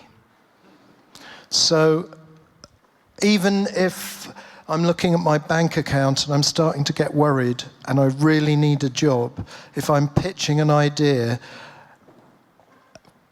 when I finish the idea and I've submitted it, on some level I don't care if I don't get the job, because I feel that's the best idea I could come up with. And very often you go, I'm going to go completely off the map here and write something else. And very often that's the idea that you get. So you have to be prepared to fail. You know, here's this point, here's that point, I've got to jump over there. And I'm not going to jump if I don't take a run at it. If I hit the face of the thing and I fall, that's part of the job. That's part of the life. All right? So it's disappointing. I mean, the other thing about what we do is it's very competitive. Very competitive. So I have to be prepared to fail. Not everybody can win the gold medal at the Olympics. All right? It really strikes me how you talked about your gut feeling and how you, like, being honest has helped you. Has there been scenarios where you feel like you have to be strategic? I have to be what? Like strategic and not trust your gut. The lady asked me about my gut feeling and are there times when you want to be strategic and whatnot. Very often if you're strategic, that might be the right thing to do, but it's a creative business, so on some level you have to go with your gut. I'm not very good at strategy. Otherwise perhaps I might have, been doing different work, but in my heart, I am, I want to be that guy with a guitar. So, if I get to work with a fantastic singer or a fantastic musician, I couldn't be the person on the stage, but I've been working with the people who are on stage. So, go with your gut. You have to. Because I think you will always regret if you made a strategic decision and it failed. But if you lied to yourself and you did not do what you really wanted to do, then I think you'll be much more disappointed in 20 years' time. If you want to marry somebody, you go with your gut. You don't marry somebody because it's a strategic decision, unless that person's dad has got 50 million bucks. And even then, you're lying to yourself. Okay, so you told us that you had a cold and still you go to this meeting and you a little bit sacrificed your health. So where to put a line, where to draw a border, not to break down, not to lose yourself and work for like 50 years and be very, very good at it? Where do you draw the line if you're sick but you still show up? Where is the line of health? I always joke, but I mean this, that I'll be on set one day and the Grim Reaper will show up and go, Nigel, it's time for you to go. And I'll go, one more take. So obviously you should look after your health. Obviously you should look after your family. But I love what I do, and when somebody rings up, it's like, wow. Yes, of course I want to get on a plane and fly through the night and work up to my knees in snow for a week. I've worked in a German metalwork factory doing Winkelarbeit, which is bending stainless steel plates to put in elevators. What I do now is better. All right? I've worked in factories, pig farms, cow farms. I was a motorcycle messenger. I did all the shit jobs. This is better. This is what I do. This is who I am. Yeah. Sorry, how do I? I can't hear what. How do you overcome periods of failure? You just keep throwing yourself off the cliff. How? Because you don't know. There's no metric of if I earned $20,000 last year and I'm earning $30,000 this year. Is this better? Everybody will have success and failure. You just have to keep going. All right? Nobody else cares. Nobody else cares about my career unless they've got money invested in it. So I have to keep going. I mean, I worked for a company which I co-owned for 4 or 5 years, and one day I realized they didn't care about me. They wanted to make big movies and they were meeting sexy actors and whatnot. And I left the company, and my manager and my lawyer both said to me, "You are insane. If you do no work next year, you will still make $150,000 because of the percentage you're getting for this company." And my response was, I'd love to have that money, but if I stay at that company in 2 years, I will have no career. And I'm not that perceptive, but perceptive enough when it ain't going my way. And you have to look after yourself. You know, the film business is like most business, it's very cutthroat, and you have to look after yourself. Ultimately, you just go, this is what I want to do. You have to be selfish and pursue whatever it is. So, and sometimes you'll fall flat on your face. Look at any actor's career and they will have done 20% of the movies they've done have failed. But there's still a chance they could win an Oscar. Keep going, show up. Probably time for 2 more, right? Yeah. Anybody else? Oh, they're out. Okay. Ladies and gentlemen, thank you very much.